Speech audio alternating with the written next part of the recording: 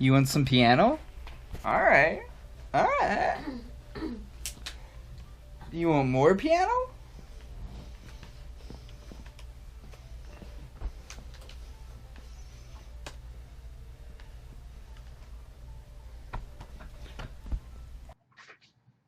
Sioux Empire Podcast, episode 57, Me Read Good with Jason Kurtz. Part 2! Part 2.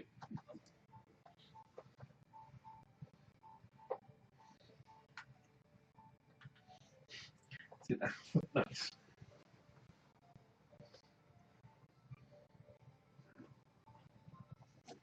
Well, hello everyone, and welcome to another episode of the Sioux Empire Podcast, the quirky but harmless blog and podcast that's all about the Northern Plains news, comedy, music, and culture. I am your host, Robert Mailing, and with us, as always, is Natasha Esses. Hi. Seth Glover. What's up? And joining us for part 2 of his episode is Jason Kurtz from South Dakota Writes. Good evening. Welcome back, everyone. And so in this second half, I wanted to take an opportunity to focus on South Dakota Writes. So Jason, tell us a little bit about South Dakota Writes and what up with that? What's that about? What up with that? What's that about? Oh, let's see.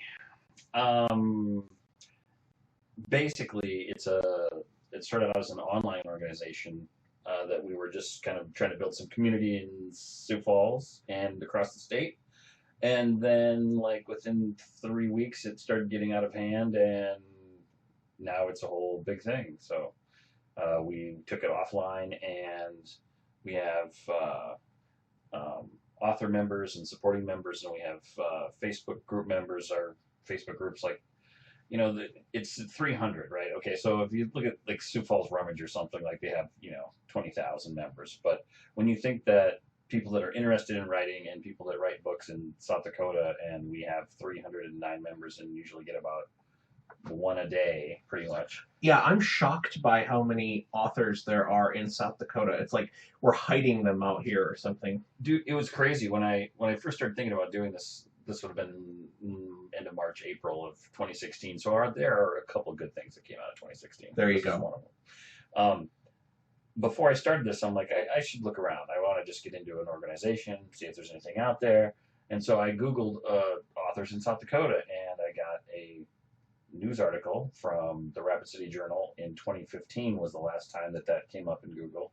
And it said 9 authors in South Dakota. And I'm like, great. And I looked through them, and 8 of the 9 were dead. Oh my God. Tom Brokaw was the only one that was left on their list, and I don't think he lives in South Dakota anymore. So yeah.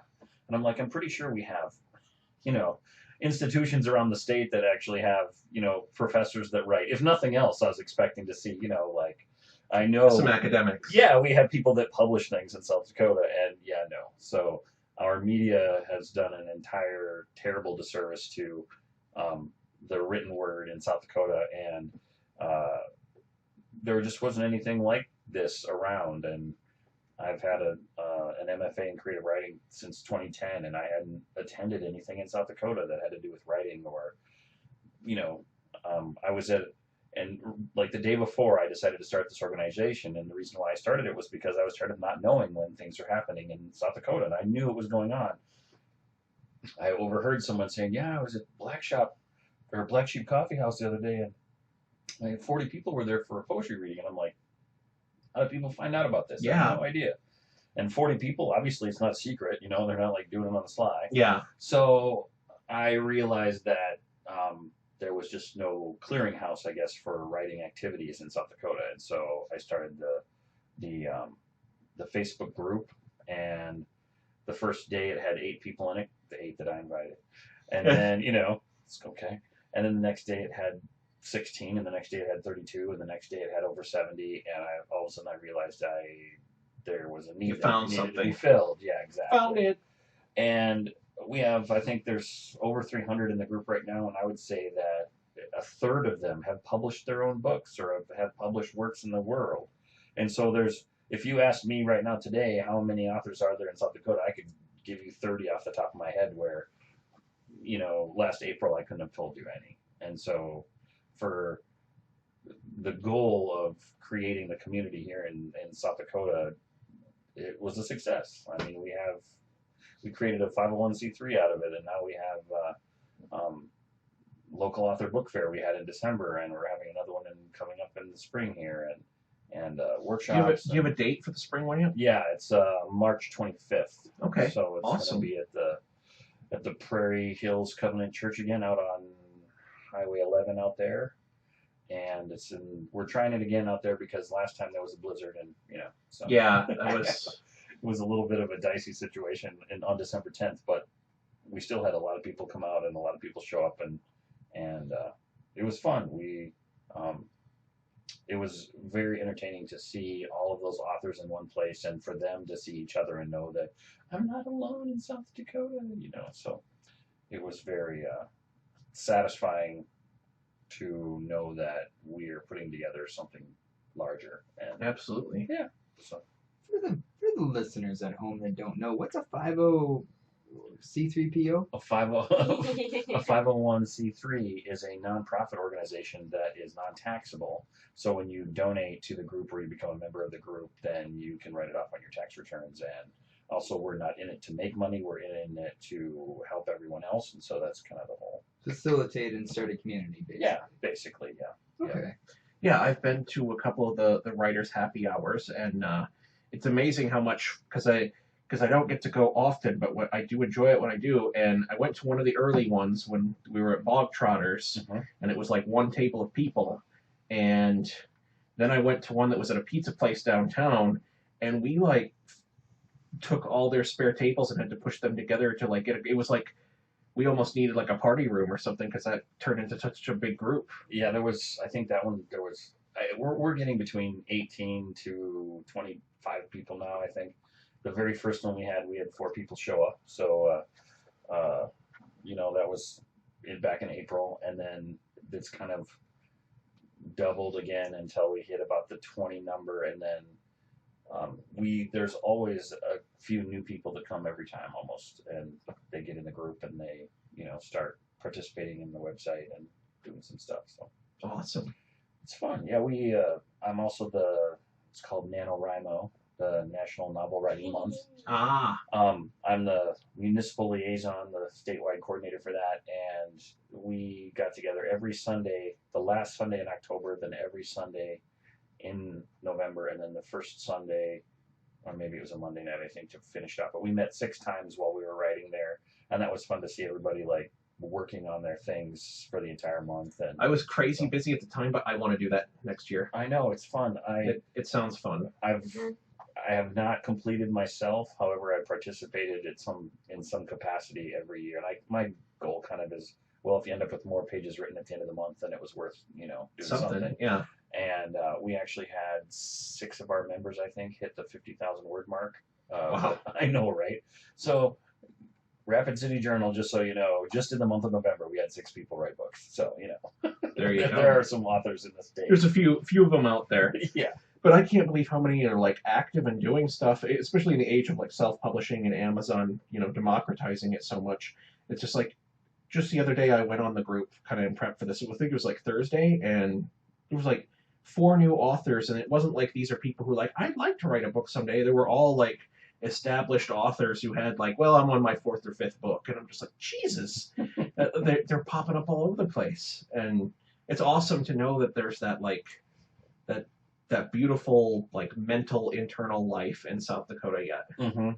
I think I hope that it's only going to get more as it rolls along, as we get into this era of Trump where kind of the artistic community also pulls together and starts just doing more and more of that kind of, we're going to get creative and try to reach into some of those places that aren't necessarily tapped all the time. And like you mentioned, we have 4 brand new author members just in the last 2 weeks. And so it's something that I keep being surprised at how many people are out there. And Amazon is the book community. I have a love-hate relationship with Amazon because they try to regulate books so much, but at the same time, they open it up to anybody, because you don't have to vanity publish. It used to be called vanity publishing, where you'd have to, if you wrote your book, you'd have to buy 5,000 copies, and then you'd sell 200 of them, and then you'd have 300 in boxes in your closet. Yep. That doesn't happen anymore. Now you build a fort. Yeah, right. That's what you used to, or Walt Whitman, had several copies of his books up in his closet, because he never sold them originally. But now all you have to do is upload your manuscript to CreateSpace at Amazon, and then basically you only buy the ones that you want, and it's printed on demand with Amazon. So if you go and order it, basically your book is always machine available. is going to pop it out. Yeah, and they just put it out. Or Kindle. I read a lot of Kindle anymore, so it's like, it's like, and I can tell a little bit that it's democratized the writing, because it's like you could tell there are authors who's like, Kindle is about the only way they get published, and it's like, but you find some like really great hidden gems in there too, and you get some new ideas because you don't have the whole publishing house model of this had to go through committee and a budget and approved and everything. It's just like, this is some crazy guy wrote this and dedicated time to it, and it's like, yeah, a few of them are going to be like duds, but you find really good pieces buried in there too, Well, and that's, the magic of Amazon. Andy Weir, who wrote The Martian. Yep. All the publishing houses, he had something like 17 publishing houses reject his manuscript. And so then he started publishing his chapters for free on his website, and then some friends wanted him to put it together. Mailing list. Yeah, and then they said, please just put it on Amazon so we can get it on our Kindles. And he's like, okay, he was going to put it on for free. He couldn't. The cheapest you could put on was for 99 cents. Yeah. So he did, and within 3 months, he'd sold 35,000 copies at 99 cents. And then within, I believe, a year and a half of it being on Amazon, he got a regular contract. Ridley Scott bought the rights for it. And I remember reading something about that where he had, was looking at his app on his phone that his normal bank account used to have like $2,000 in it. Now he was looking at 6 figures in there, or 7 figures actually. He had like $3 million in there. And you couldn't believe it was like, this is still my phone that I'm looking at. Yeah. And it's all because basically all the publishing companies told him no, and the public said yes. And I think that's kind of what everybody hopes for. But in South Dakota, when you're living in Millette, how do you sell your books to people? You go to Aberdeen. Well, that is, I tell you what, the one gal that I'm referencing, her. You go to the Brown County Fair and you make sure it's got Christian values, and you put it next to the anti-abortion stand. Jesus. Well, boy, just laying on the satire there, Jesus. I mean, it's. Fuck! Oh fuck! Nani? We're not recording. Oh. That's the first time. But don't you have video? Yeah, No, but the audio is started. shit. We pull the audio from here. Oh, I know, but since No, because I just started. God damn it. Damn it. But in other news, what was that thing you were saying? Oh boy, we've been doing this for 3 years and this has never happened. So my apologies. It's the first time it's ever happened. So, let's see. Sioux Empire Podcast, episode 57. Me read good and record good with Jason Kurtz. thanks for tuning in to the Sioux Empire Podcast on YouTube. Great 15 minutes with Jason Kurtz of SouthDakotaRights.org. 15 minutes that wasn't on the podcast because of, well, you saw why. So, thanks for tuning in. Next week, I'm going to have some video from our episode with Clint Brown of The Bakery. And, like, comment, subscribe, do whatever. It's YouTube. You can thumbs down, thumbs up.